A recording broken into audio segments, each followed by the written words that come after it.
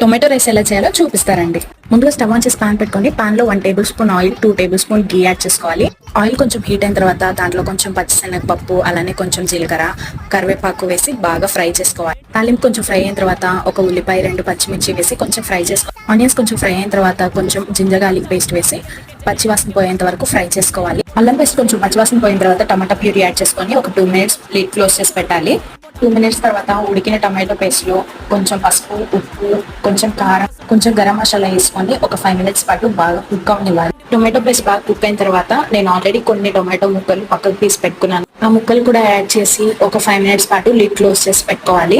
Tomato paste బాగా cook అయ్యి oil పైకి తెలుతున్నప్పుడే ఉడికించి పెట్టుకున్న రైస్ యాడ్ చేసుకొని ఒక 2 మినిట్స్ పాటు బాగా కలుపుకోవాలి.